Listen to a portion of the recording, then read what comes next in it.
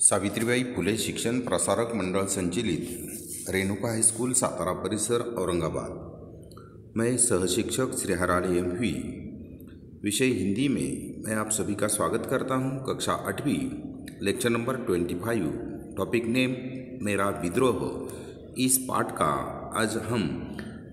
पाठ का जो शेष भाग है उसका आज हम अध्यापन करने वाले हैं। तो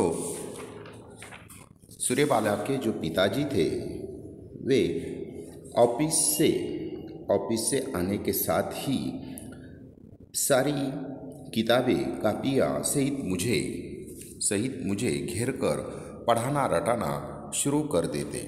तो पिताजी बहुत मेहनत कर रहे हैं कि अपने बेटे ने अच्छी तरह पढ़ना चाहिए। उसको पढ़ाने का काम भी वो ऑफिस से आने के बाद करते हैं। शायद उनकी मेहनत के ही बल पर मैं 8वीं कक्षा तक पहुंचा हूं। और सूर्यबाला बता रहे हैं पिताजी के मेहनत के कारण ही मैं 8वीं कक्षा तक पहुंचा हूं। एक बार पूरी क्लास पिकनिक पर जा रही थी। तो सूर्यबाला जिस क्लास में पढ़ते थे वह क्लास एक बार पूरी क्लास पिकनिक पर जा रही थी। पिताजी ने मना किया कि आप पिकनिक पर नहीं जाएंगे। मेरे जिद करने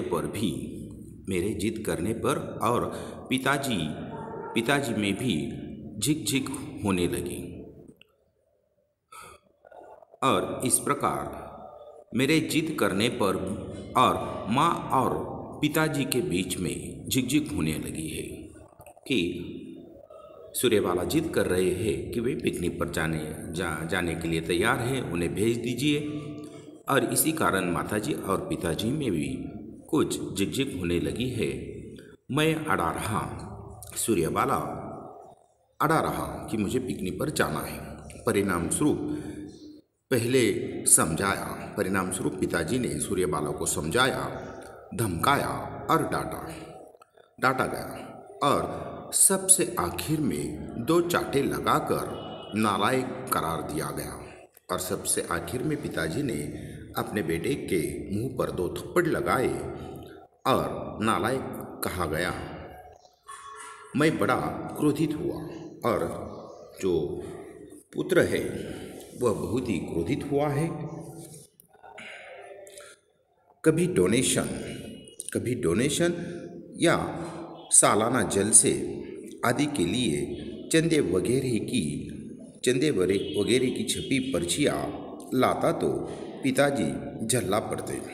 तो इस प्रकार स्कूल में जो डोनेशन या जो उत्सव है उसके लिए जो चंदे वगैरह की छपी पर्चियाँ सूर्यबाला घर में लाते और पिताजी को दिखाते तो पिताजी बहुत क्रोधित हो पड़ते। 1-2 रुपये देते भी तो मैं अड़ा जाता। तो 1-2 रुपये ही वे देते थे।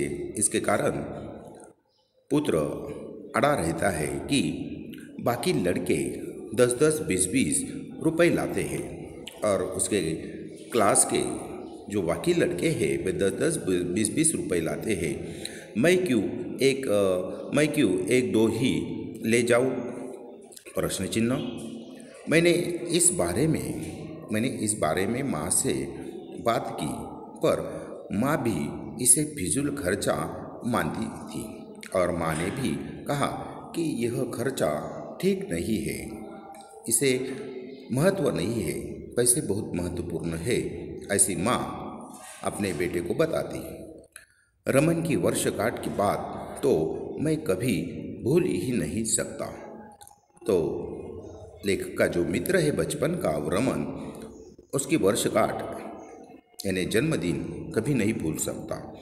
सबसे पहले उसने मुझे ही बताया था कि अगले महीने उसकी वर्षगांठ है। तो रमन ने सबसे पहले लेखक को बताया था कि उसकी वर्षगांठ अगले महीने में है। मैं अंदर बाहर एकदम खुशी से खिलकता घर पहुंचा था। मैं शायद रमन से भी ज़्यादा बेसब्री से उसकी वर्षगांठ का इंतज़ार कर रहा था। तो वर्षगांठ रमन की थी, लेकिन उसका इंतज़ार लेखक बचपन में जब छोटे थे वे कर रहे थे, क्योंकि रमन ने अपनी वर्षगांठ की तैयारियों का जो चित्र खींचा था उसने मुझे पूरे एक महीने से पूरे एक महीने से बेचैन कर रखा था। तो बड़ी धूमधाम से रमन अपनी वर्षगांठ मना रहा है। उसकी जो योजना थी वर्षगांठ की, वो सब उसने अपने मित्र यानी लेखक को बताया था। इसलिए लेखक बड़े बेचैन थे कि कब रमन की वर्षगांठ आए और उसमें मैं शामिल हो जाऊं। लेकिन उस दिन पिताजी ने मुझे एकदम डपट दिया। लेकिन उस दिन लेखक के जो पिताजी थे उन्होंने उसे डपट दिया है कि धमका यानी डांटा है, उसे नहीं जाना है और रमन की वर्षगांठ में नहीं जाना है। मैंने ज़ोर ज़ोर से लड़ना, जिद मचाना और रोना चिल्लाना शुरू कर दिया। और जब लेखक जब छोटे थे तो वे रमन के वर्षगांठ में जाने के लिए जिद करने लगे हैं, रोने लगे हैं ज़ोर ज़ोर से। गुस्से में पिताजी ने एक भरपूर थप्पड़ गालों पर जड़ दिया। तो इस प्रकार पिताजी को बहुत गुस्सा आया था। उसने अपने बेटे के गालों पर एक जोर से थप्पड़ लगा दिया है। गाल पर लाल निशान उभर आए। थप्पड़ इतना जोर का था तो उसके निशान, लाल निशान दिखाई देते थे। उस दिन पहली बार माँ ने मेरे गालों पर उंगलियां फेर रो पड़ी थी और माँ को रमन के गालों पर जो लाल निशान देखकर उसने अपने हाथ बेटे के गालों पर फेर दिए हैं और रो पड़ी थी और पिताजी से लड़ पड़ी थी। पिताजी को भी शायद पछतावा हुआ था। बाद में पिताजी आखिर पिताजी है, उनको भी पछतावा हुआ है, बहुत जोर का थप्पड़ लगा दिया है उन्होंने। माँ ने मेरा मुंह धुलाया और बाद में माँ ने लेखक का मुंह धुलाया है। गाल पर दवा लगाई और गाल पर जो लाल निशान है उस पर दवा लगाई और बाजार से बिस्कुट का एक डिब्बा मंगाकर पिताजी के साथ रमन के घर भिजवा दिया। और इस प्रकार अंत में लेखक अपने जो बचपन के साथी थे रमन, उसके वर्षगांठ पर गए थे। रमन के पापा दरवाजे पर ही मिल गए थे और रमन के पापा जो थे वो दरवाजे पर ही मिल गए थे। खूब खुश होकर उन्होंने रमन को बुलाया फिर उनकी दृष्टि गालों पर पड़ी और रमन के पिताजी की दृष्टि लेखक के गालों पर पड़ी। पिताजी जल्दी से बोले, आते आते सीढ़ियों से गिर गया।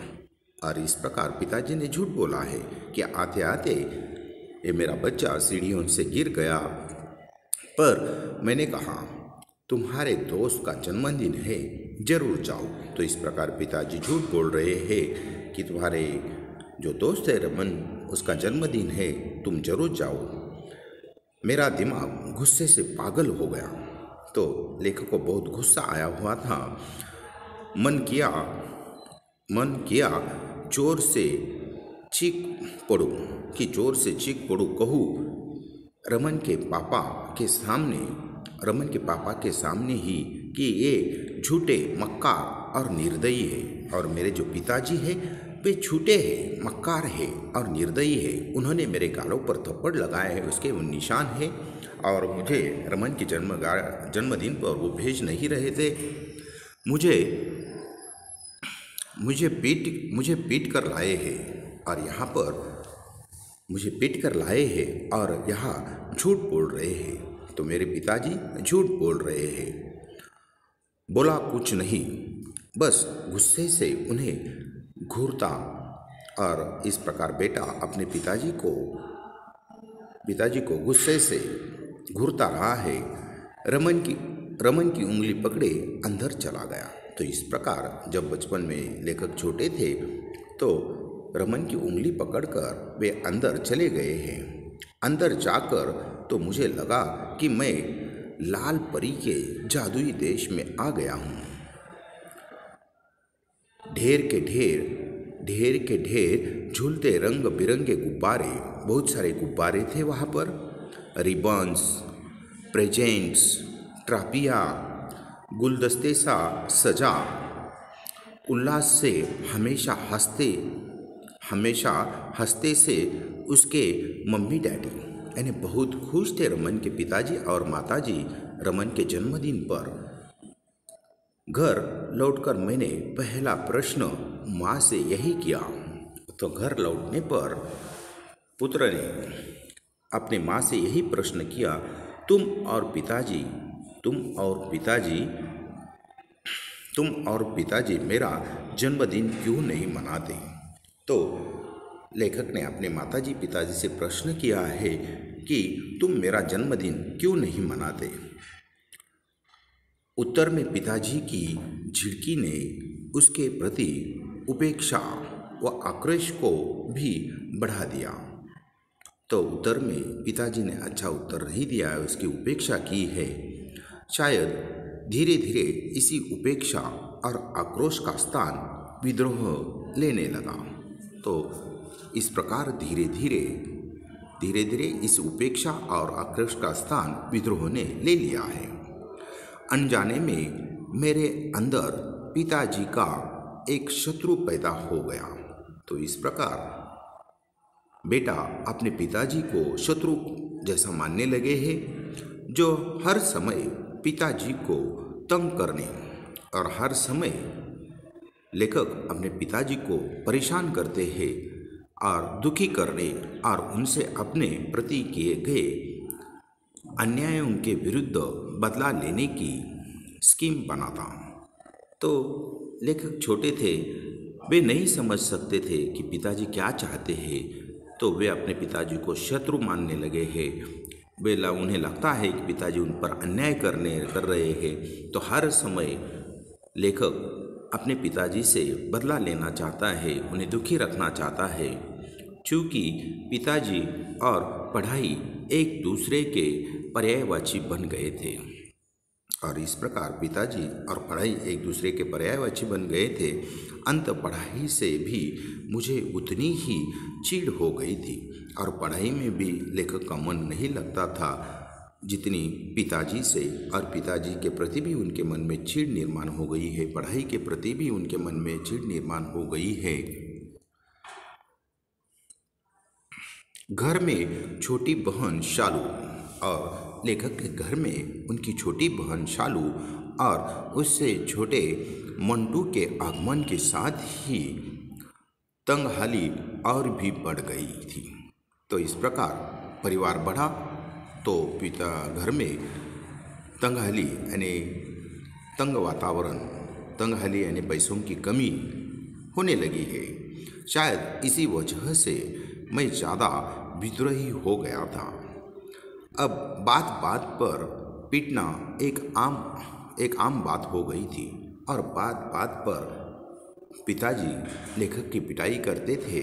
जब बचपन में लेखक छोटे थे तो हर बात पर पिताजी उनकी पिटाई करते थे।